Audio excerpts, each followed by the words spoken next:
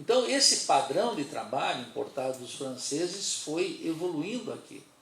Não tinha problema enquanto o Centro Cultural da República foi até 1964 o Rio de Janeiro, não era São Paulo. E era basicamente, tinha um instrumento que era o ISEB.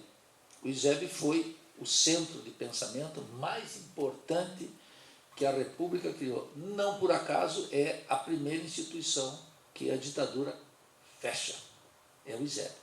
Tem um livro aqui, de um paulista, que eu já vou lembrar o nome dele, mas é o ISEB Fábrica de Ideologias. Caio Navarro de Toledo. O Caio. Eu tive um debate com ele lá em Florianópolis, ele soltou o livro dele, que é tese de doutorado, se não estou equivocado, analisa até 1958, 59 o ISEB.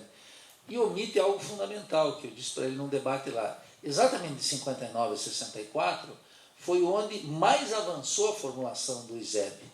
E se tem uma parte do trabalho do Caio, que nesse aspecto é limitado, e passou a ideia de que o ISEB era uma simples agência de criação de ideologia do Estado e do reformismo nacionalista de João Goulart, esse livro, ele complicou a vida porque o pessoal tomou o todo pela parte e não observou algo decisivo que de 59 a 64 as sucessivas cisões dentro do ISEB levaram às melhores formulações do pensamento político brasileiro, que foi, tanto na filosofia, na antropologia, na economia, etc., o ISEB pariu sucessivas crises, porque ali a mixagem, quer dizer, para usar uma palavra horrorosa, vou tirar isso, me perdoe, corta essa parte, a fusão entre o marxismo e o nacionalismo adquiriu o seu grau de intelectualização mais elevado. Podia ser visto, por exemplo, na obra da filosofia de Álvaro Vieira Pinto, podia ser visto pela direita com Hélio Jaguaribe, podia ser visto com a redução sociológica anterior de Alberto Guerreiro Ramos, estava lá Nelson Werneck Sodré, estava lá uma quantidade de figuras que foram extraordinárias. Exatamente, a ditadura veio, não só fechou, como se extirpou as moléculas de pensamento crítico dentro da USP, por exemplo, a cassação de Florestan Fernandes, para dar um exemplo, e se turbinou uma universidade como a Unicamp, que é uma criação da ditadura, por esse chamado pelo pessoal de São Paulo, esse mandarim, que esqueci o nome dele agora, o Zeverino Vaz, que dá o nome do campus da Unicamp.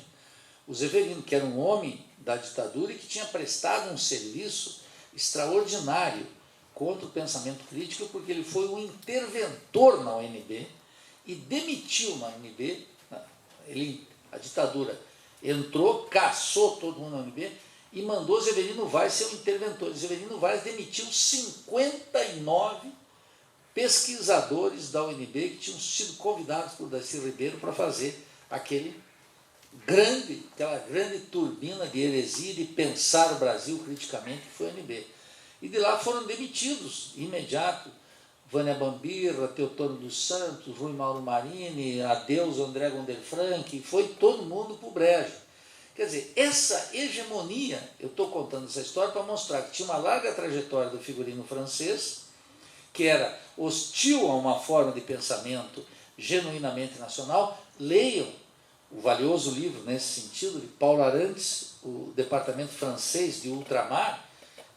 Inclusive esse título que o Paulo Arantes dá, nasce de uma conversa com Michel Foucault aqui em 64 ou 66, chequem, quando Michel Foucault vem para cá, e pergunto para ele, depois de um período de trabalho aqui, o que ele achou da filosofia uspiana, e ele, de maneira, acho eu, ácida, disse, olha, vocês fazem uma filosofia tão boa quanto a que nós fazemos na França.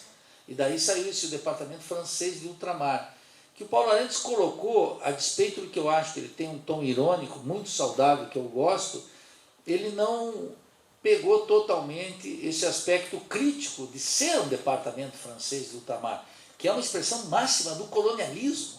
Né? Como é que nós vamos ser um departamento francês de ultramar?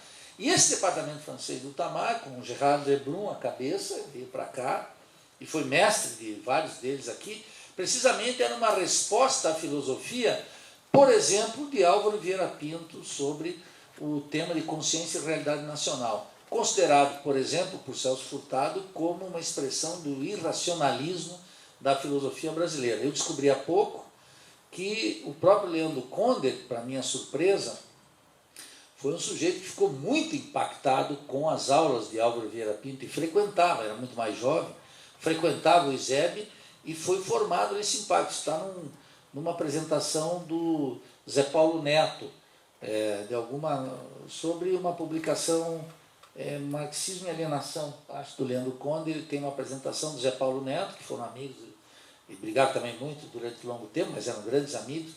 Ele conta o impacto que teve, embora o Leandro Conde nunca mencionou isso publicamente, etc. Hoje consegui um livro que é uma tese sobre Álvaro Vieira Pinto, que tem um pós-fácil, uma página e meia, o Leandro Conde, mas de maneira muito protocolar, só dizendo, fez bem a dissertação, etc. Não reconhece isso que veio por um depoimento pessoal de José Paulo Neto sobre essa obra. Mas isso mostra o quê? Enquanto esse pensamento que se estruturava no Rio de Janeiro, isso foi interrompido com a ditadura. E com a ditadura se turbinou os núcleos de pesquisa, de excelência, etc., nessa tradição monográfica francesa, que plasmou na USP, especialmente, e depois, logo em seguida, na Unicamp, através de Severino Vaz, que foi o encarregado de destruir a Universidade de Brasília, aquele projeto crítico lá, os dois principais centros das ciências sociais do Brasil, indiscutível. Gostemos ou não, a USP e a Unicamp são os dois centros mais importantes, porque tem mais dinheiro, porque tem mais influência, porque tem mais intercâmbio acadêmico, porque tem um sistema de bolsa maior, porque está localizado no coração burguês do Brasil, que é São Paulo, e toda a periferia, os gaúchos, os catarinenses, os paranenses, os pernambucanos, os paraibanos, os acreanos, vêm todos para cá para buscar as luzes na catedral. E pegam essa herança.